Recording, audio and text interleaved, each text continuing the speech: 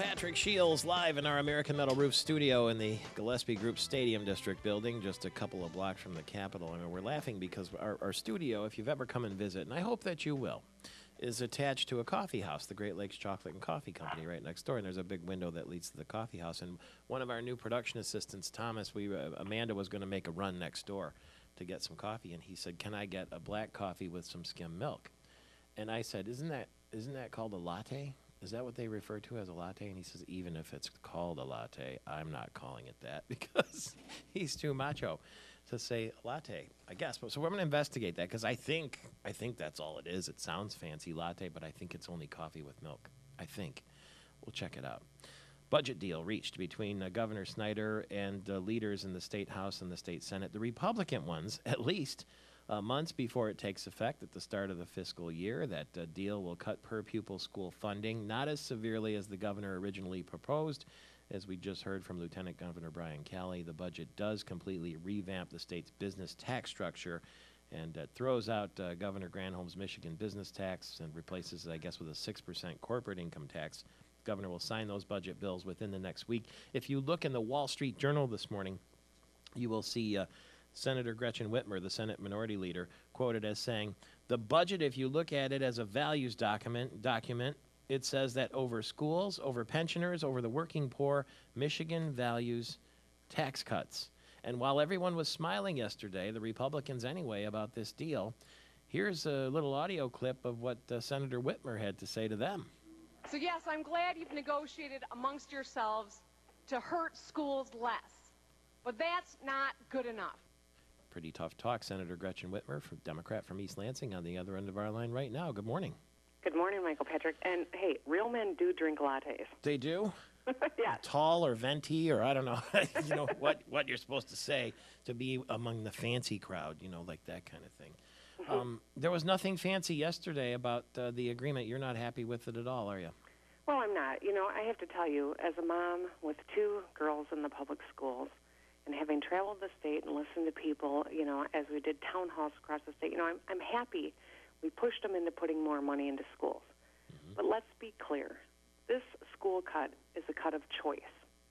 This is a choice that the governor has made to fund business tax cuts in exchange for taking money out of the school aid fund. And so that's what this is. It's a statement of values, and it's wrong. You know, the governor has not been able to point to one metric that says this choice he's making will yield one job. He can't point to anything that says that.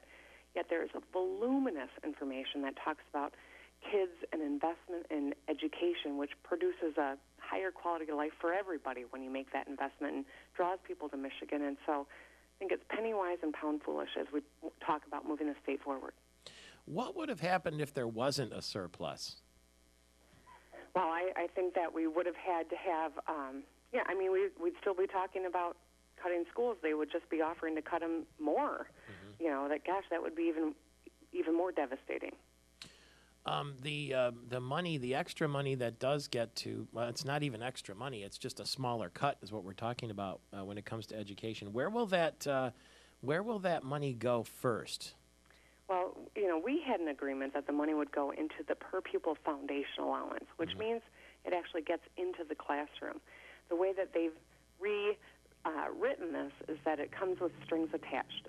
Certain amount of money has to be allocated for pensions and retirement, and then the rest of it, it's incentive money for districts to adopt what the governor has called best practices. Mm-hmm.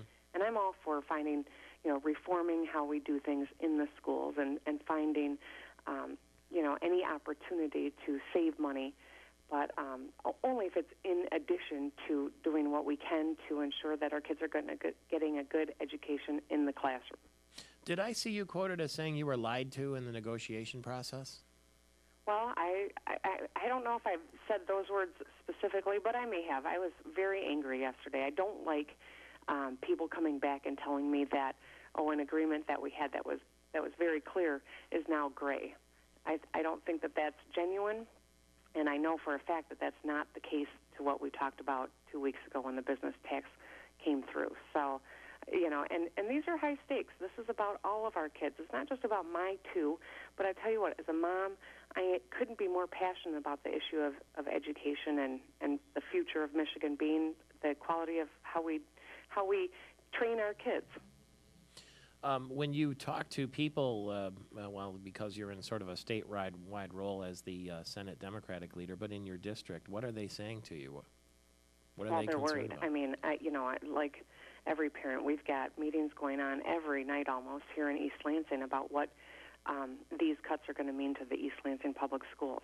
And this is an extremely well-managed public school district that has, turned out result after result in terms of test scores. And I have to tell you, having been in the classroom, they're doing a phenomenal job with what we've put on them for 10 years of cuts.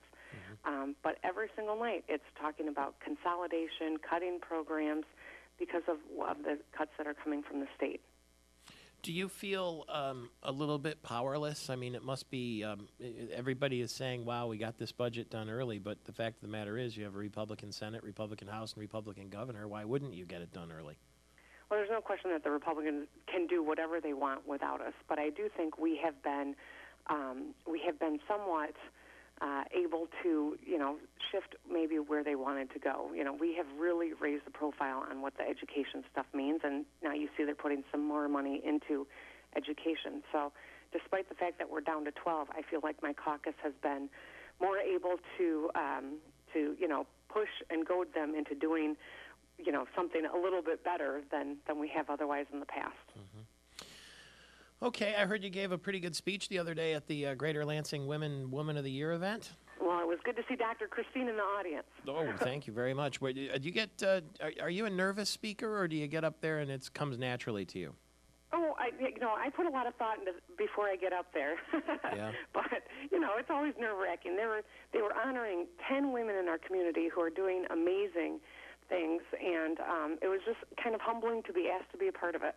Well, thank you for being with us so early this morning. I know everybody from the Wall Street Journal on down wants to talk to you in your role as really sort of the chief Democrat in the state right now, and so we'll talk to you soon and see you sooner. Thanks a lot, MPS. Have a good one. That's Gretchen Whitmer, the Senate Democratic leader, who, says, well, we got less of a cut than we'd feared, but still, it's a values document, she says. It shows that over schools, over pensioners, and over the working poor, Michigan values tax cuts. Now, some people will say, of course we do. That's the way we're going to create jobs. That's the way we're going to grow the economy or try to get back on track anyway. But it's an age-old debate, isn't it? And it continues this morning. 888-900-9966 is the number to call. 888-900-9966. If you want to join that debate, we're right here for you. Politics is our family business in our AmericanMetalRoofs.com studio. Who do we make our Northwood University Leader of the Day? That's a very good question. I guess. Let's go with the governor then, I guess. And we'll go with Randy Richardville, the Senate Majority Leader. We'll go with Jace Bolger, the Speaker of the House. The three of them got together, got it done months early. Everybody knows what they're dealing with now. So Northwood University celebrating 51 years of producing leaders and really celebrating free enterprise. We give it to the governor, the Senate Majority Leader, and the Speaker of the House. Three Republicans who got the budget deal done, 4 months earlier than last year. Congratulations. It's Michael Patrick Shields.